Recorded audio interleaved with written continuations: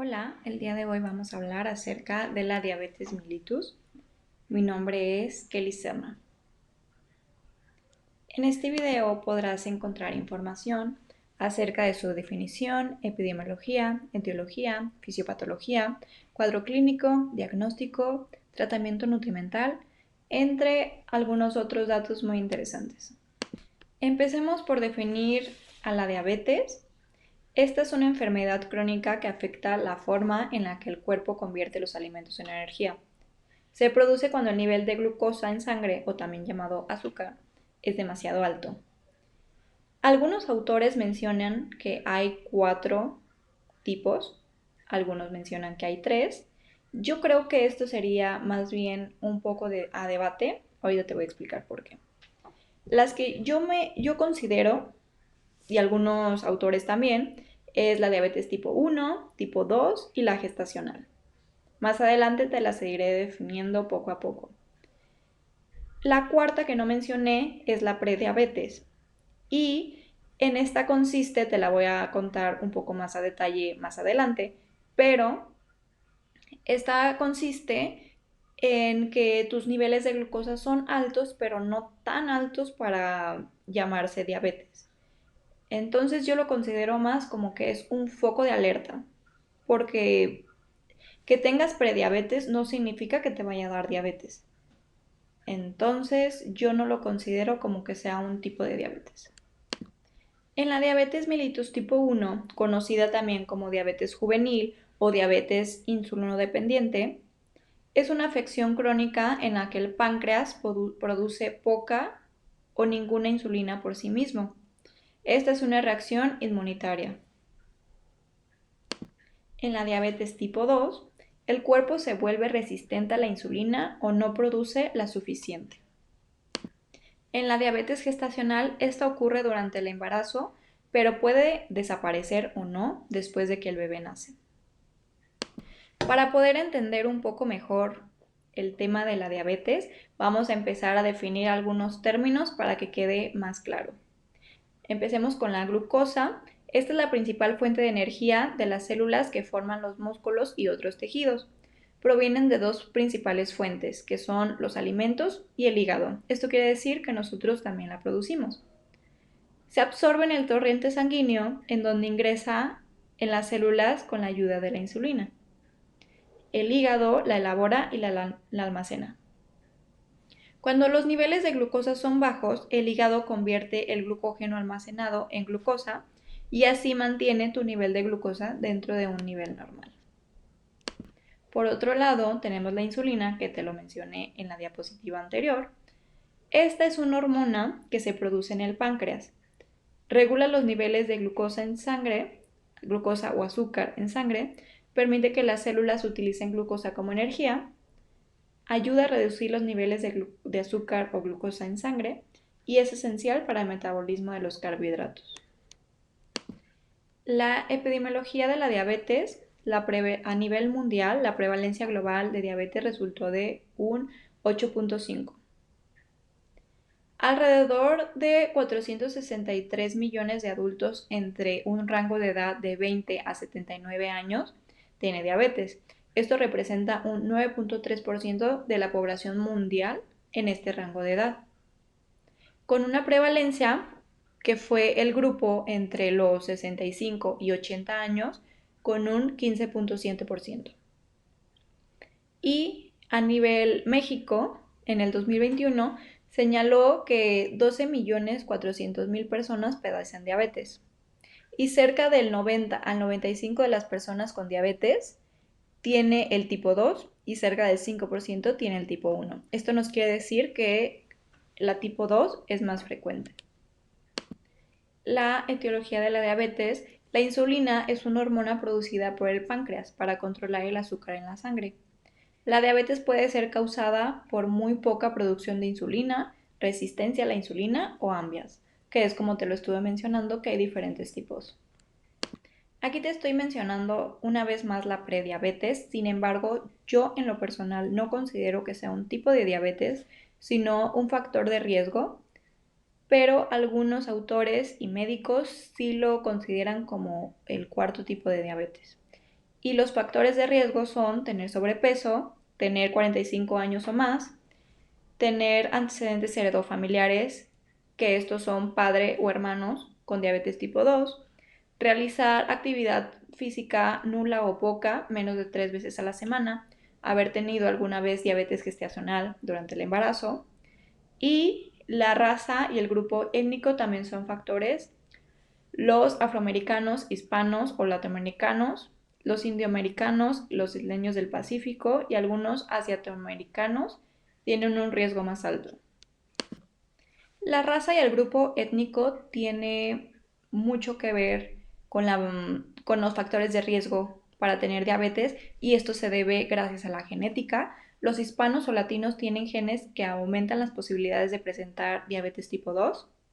Los alimentos, algunos de estas culturas hispanas o latinas tienen comidas que pueden tener un alto contenido de grasas y calorías, además que por las tradiciones en los festejos familiares pueden implicar presión social para comer en exceso.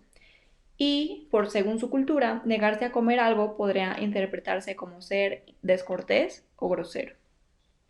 El peso y la actividad física, los hispanos o latinos tienen tasas más altas de obesidad y tienden a hacer menos actividad física que las personas no hispanas de raza blanca. Por supuesto que cada uno tiene su historia y sus propias tradiciones, pero todos tienen más probabilidades de presentar diabetes tipo 2, que esto representa un 17%, que las personas no hispanas de raza blanca, que esto representa un 8%. Seguimos en la teología. Muchos de los factores de riesgo se repiten, pero sí tienen algunas diferencias. Y esto es en el tipo 1, como es una reacción inmunitaria, tiene que ver con los antecedentes familiares. La edad, esta se presenta más en niños, adolescentes o jóvenes adultos, y en la actualidad nadie sabe cómo prevenir la diabetes tipo 1. En la diabetes tipo 2, sin embargo, esta se produce por malos hábitos, no hacer ejercicio, no tener las mejores decisiones para escoger alimentos. Y los factores de riesgo son tener sobrepeso, tener 45 años o más, antecedentes familiares, hacer actividad física menos de 3 veces a la semana y, volviendo a la raza y el grupo étnico, ser afroamericano, hispano, latino o indoamericano. Y en la diabetes gestacional es que anteriores embarazos ya se haya presentado diabetes gestacional, que igualmente en el embarazo anterior o en ese mismo el bebé venga grande de 4 kilos o 9 libras o más, tener sobrepeso, más de 25 años, antecedentes familiares y tener síndrome de ovario poliquístico. En la fisiopatología primero te explicaré el proceso normal de cómo debería ser la obtención de energía mediante la glucosa, que es por el cual el alimento se transforma y es empleado por el cuerpo para obtener energía. Un azúcar llamado glucosa entra en el torrente sanguíneo. La glucosa es una fuente de energía para el cuerpo. Un órgano llamado páncreas produce la insulina. El papel de la insulina es transportar a la glucosa del torrente sanguíneo hasta el músculo, la grasa u otras células, donde éstas se pueden almacenar o utilizarse como fuente de energía. Continuamos con el proceso normal que debería pasar, que es cuando nosotros recibimos alimento, el intestino absorbe glucosa tras la comida y la glucosa viene al torrente sanguíneo. El aumento de glucosa, que es la glucemia, reacciona con el páncreas para secretar insulina.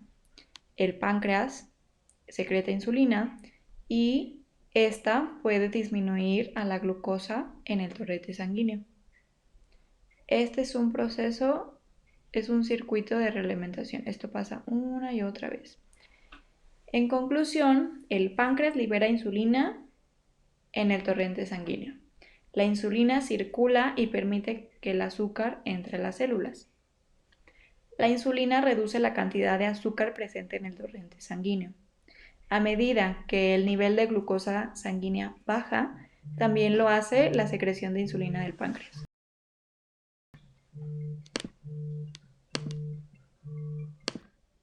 Por otro lado, tenemos a la fisiopatología de la diabetes tipo 1, que esta es autoinmune.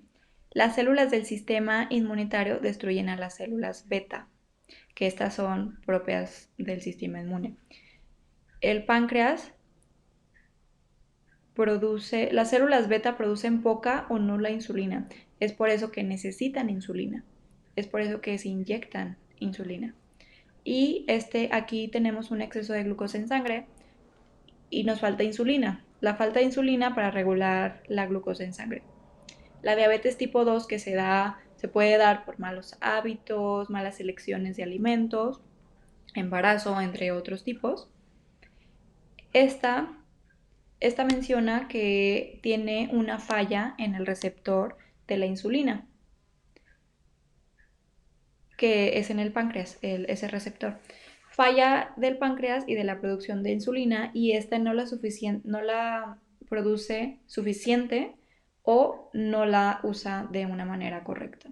Es por eso que de igual manera tenemos un exceso en sangre y nos falta insulina para regular esa glucosa en sangre. Cuadro clínico, signos y síntomas. Los signos y síntomas son muy extensos. Puede ser desde estar sediento, sentirse hambriento, cansancio a toda hora, visión borrosa, entumecimiento u hormigueo en los pies, perder peso involuntario, orinar con mayor frecuencia, esto es la micción, aliento con olor a fruta, esto por la cetosis, boca y piel seca, fatiga, llagas que tardan en cicatrizar, infecciones frecuentes. Estas infecciones pueden ser de todo tipo, pueden ser bucales, vaginales, no propiamente un tipo de infección. ¿Cómo puedes diagnosticar que tienes o tu paciente puede tener diabetes? Puede ser mediante un análisis general de orina. Este nos puede mostrar niveles altos de azúcar. Con un glucómetro en ayunas, si sale de 100 a 125 microgramos por decilitro, esto ya se considera como prediabetes, que era como lo estamos mencionando. Es alto, pero no es tan alto para considerarse diabetes. Y de 126 o más ya se considera diabetes. Después de ingerir alimento 2 horas después y que te dé 200 microgramos por decilitro o más, se considera diabetes. Puede ser una glucemia en ayunas, un examen de hemoglobina glucosilada A1C, que son pruebas de 3 meses, un promedio de 3 meses, para ver cómo se comporta esa curva de glucosa. Lo normal es sacar menos de 5.7. Prediabetes se considera entre 5.7 y 6.4 y diabetes 6.5 o más alto. Otra prueba es la prueba de tolerancia a la glucosa oral. Se diagnostica diabetes si el nivel de glucosa es 200 microgramos por decilitro o superior luego de 2 horas. En el tratamiento médico, en la diabetes tipo 1 podemos encontrar la colocación de inyecciones de insulina o bien el uso de una bomba, que es la que tenemos esta imagen, revisiones frecuentes del nivel de glucosa sanguínea y conteo de hidratos de carbono, como debemos recordar que no simplemente es comer azúcar, sino que también, por ejemplo, los hidratos de carbono, después de las enzimas que tiene nuestro cuerpo, se puede utilizar al igual como glucosa.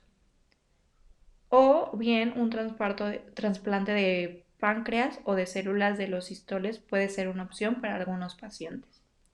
En la diabetes tipo 2 es más común que se administre medicamentos orales para la diabetes. El más común es la metformina, insulina o ambos. Recordemos que esto debe ser prescrito por un médico. En tratamientos generales de todos los tipos de diabetes puede ser cambios de estilo de vida, ejercicio 30 minutos de actividad aeróbica moderada la mayoría de las veces a la semana, alimentación saludable, no fumar o limitarse a fumar y el alcohol, vacunarse ya que el sistema inmune baja, prestar mucha atención a las llagas, cortaduras, inflamaciones, control de la presión arterial y colesterol, visitar frecuentemente al dentista, evitar el estrés y acudir a las consultas de monitoreo. El tratamiento nutrimental lo dividí en tipos de diabetes.